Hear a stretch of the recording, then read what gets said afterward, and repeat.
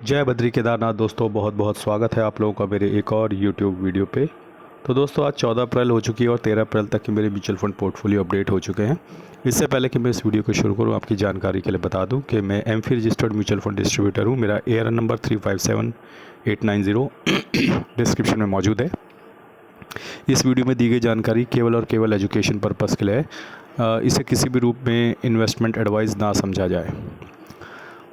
और साथ ही साथ मैं ये भी बता दूं कि अगर आपको पर्सनल म्यूचुअल फंड पोर्टफोलियो अपना मैनेज करवाना है मेरे थ्रू, क्योंकि मैं म्यूचुअल फंड डिस्ट्रीब्यूटर हूं, तो व्हाट्सएप नंबर कमेंट और डिस्क्रिप्शन में दिया है, उस पर आप हाई करके मैसेज डाल सकते हैं।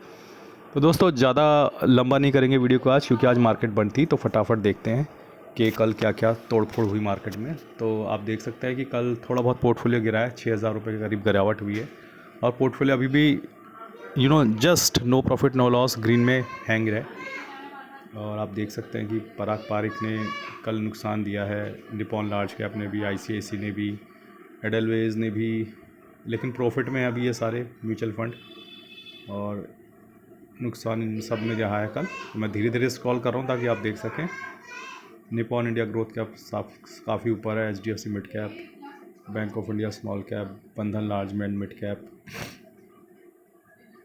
कोटक स्मॉल कैप भी आप देख सकते हैं, HSBC स्मॉल कैप भी आप देख सकते हैं। यहाँ से वो वाले फंड शुरू होते हैं जो अभी भी नुकसान में है। मोतीलाल ओसवाल मिड कैप भी थोड़ा बहुत नुकसान में है। Canara Robeco almost no profit no loss. तो कल Nippon India small cap positive में रहा और एक सरप्राइज पिक रहा, बाकी आप देख सकते हैं। टाटा स्मॉल कैप भी 9% के प्रॉफिट लॉस में आ चुका है। जियो ब्लैक रॉक भी एक झटके का इंतज़ार कर रहा है, वो भी प्रॉफिट में आ जाएगा। और ऐसा कुछ भी नहीं था सर, कल जो प्रॉफिट में रहा हो सब नुकसान में ही था। तो आज मेरी कौन कौन सी SIP कटी हैं, क्योंकि SIP तो कटी होंगी, अब ये कटेंगी तो कल ही, मतलब निवेश तो कल ही होगा, लेकिन आज ये कट गई हैं। एडलवेज स्मॉल कैप IC नहीं, एक ही कटी है, एडलवेज स्मॉल कैप। तो इसकी अभी इन्वेस्टमेंट भी अब कल ही होगा, क्योंकि आज तो मार्केट की छुट्टी थी, तो आज कोई भी निवेश नहीं हुआ होगा। आगे चलते हैं। अब अपना ग्रो ऐप के पोर्टफोलियो में कल लगभग 12,000 का नुकसान हुआ है। और इसमें कुछ फंड ऐसे थे जो कल पॉजिटिव में थे। Can't infrastructure, Nippon India and power, Nippon India small cap, ये कुछ ऐसे फंड थे जो पॉजिटिव में। तो दोस्तों मैंने आपको बताया हुआ है कि मेरे ग्रो ऐप में कुछ एक दो सेक्टोरल थीमेटिक फंड बचे हैं, जिनको मैं प्रॉफिट में आने का इंतज़ार कर रहा हूँ और वहाँ से पूरी तरह एग्जिट कर लूँगा। तो 2-2.5 साल पहले मेरे से भी गलतियाँ हुई थी और मैंने भी कुछ सेक्टोरल थीमेटिक फंड उठा लिए थे, लेकिन तब से मैं तौबा कर चुका हूँ कि किसी भी सेक्टोरल थीमेटिक फंड को अपने पोर्टफोलियो में नहीं रखूँगा। यही मेरा प्लान है और यही मैं अपने लाइव्स में भी बताता हूँ लोगों को, ताकि मेरे कथनी और करने में कोई अंतर नज़र ना आए। तो जैसे ही समय आएगा, मैं जब निकालूंगा तो मैं आपको बता दूंगा। और इस तरीके से वो after a certain period of time मेरा पोर्टफोलियो भी धीरे धीरे आपको ट्रिम होता हुआ नज़र आएगा। तो ये तो थी स्थिति ग्रो ऐप के म्यूचुअल फंड पोर्टफोलियो की। अब आज तो मार्केट बंद थी, तो ETF का पोर्टफोलियो दिखाने का कोई फ़ायदा नहीं। अब देखते हैं FIDI का डेटा कल का। कल तो लगभग 1900 करोड़ की सेलिंग करी थी और 2400 करोड़ की बाइंग करी थी DI ने, लेकिन आज का डेटा अभी तक अपडेट नहीं हुआ, जबकि आज मैं वीडियो देर से बना रहा हूँ, लगभग 8:15 बजे, लेकिन अभी भी डेटा अपडेट नहीं हुआ। हाँ, अब आते हैं मुद्दे की बात पे भैया। तो सुनने में आ रहा है कि गुरुवार को ये दो लड़ाकू लौंडे जो हैं हमारे US के और ईरान के, दोबारा मिलने वाले हैं। तो इस वजह से मार्केट में एक पॉजिटिव मोमेंटम रहा आज। एशियाई बाज़ार भी काफ़ी अच्छी तेज़ी के साथ बंद हुए, तो ये तेज़ी जारी रहेगी। और अब गिफ्ट निफ्टी पे भी एक बार नज़र डाल लेते हैं, क्योंकि अगर ये न्यूज़ पॉजिटिव है और इस न्यूज़ का पॉजिटिव इम्पैक्ट हमारे गिफ्ट निफ्टी पे भी आना चाहिए, और मेरे हिसाब से वो भी ग्रीन में होना चाहिए। देखिए हमारा गिफ्ट निफ्टी भी अच्छा खासा ग्रीन में आपको नज़र आ रहा है, 124 पॉइंट। तो कल भी ये ग्रीन में था, कल रात को भी, और अब आज भी ये ग्रीन में चला गया। तो अभी निफ्टी जो है लगभग है 23,850 के आसपास, और ये है लगभग 24,250 के आसपास, यानी लगभग 400 पॉइंट ऊपर है ये। लेकिन ये जनरली 100 पॉइंट ऊपर रहता है, तो 300 पॉइंट का गैप अप होने की पूरी पूरी संभावना है। गैप अप नहीं होता है तो खुल के ऊपर जाएगा, ठीक है। तो मोटा मोटा 300 पॉइंट ऊपर है निफ्टी इस वक्त। हालांकि बाज़ार बंद रहा है आज, लेकिन मोटा मोटा गिफ्ट निफ्टी और निफ्टी को कंपेयर करके मैं इतना बता सकता हूँ कि अपना निफ्टी जो है 300 पॉइंट ऊपर जाना चाहिए कल। तो 200 से 300 पॉइंट के आसपास खुलेगा, और फिर उतना सस्टेन करे ना करे, प्रॉफिट बुकिंग आएगी।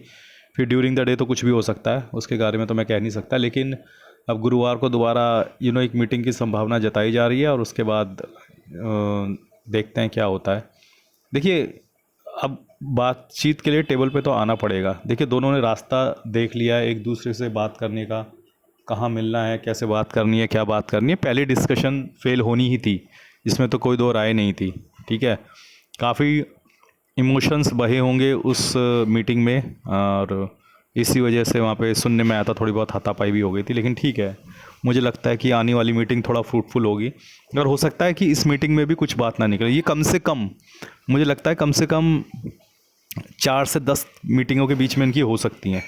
ठीक है, तो ऐसा नहीं है कि 1-2 मीटिंग में इनका मामला सुलटने वाला है, नहीं सुलटने वाला। ठीक है, वैसे भी यूएस के साथ डील करना आसान नहीं है, वो अपनी शर्तों पे काम करता है। आप याद कीजिए कि पिछला 1 साल एस जयशंकर जो हमारे फॉरेन मिनिस्टर हैं, उन्होंने बहुत इन लोगों के साथ समय खपाया है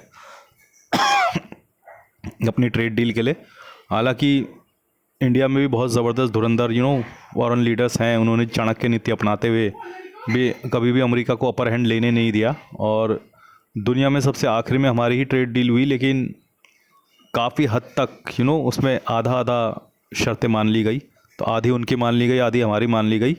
तो जिस तरीके से मैनिपुलेशन अमेरिका करता है कि वो अपनी ही सारी बातें मनवाता है, आई थिंक उसका अच्छा खासा जवाब हमारे फॉरेन मिनिस्ट्री ने दिया था, और काफ़ी हद तक हमने उन्हें डिसीजन टेबल पे आधा तो पस्त कर दिया था। मैं ऐसा नहीं बोलूँगा कि सब उन्हीं के फेवर में था या सब हमारी फेवर में था, लेकिन आधा आधा फ्रूटफुल था। आधा उनके लिए भी अच्छा था, आधा हमारे लिए भी अच्छा था। तो अमेरिका को इस तरीके से घसीट के नीचे लाने में भी इंडिया को भी 1 साल लगा था। ठीक है, तो आप ये मत सोचिएगा कि ईरान बोलेगा और वो मान जाएंगे, तो इतना आसान नहीं है। अब देखते हैं क्या होता है दोस्तों।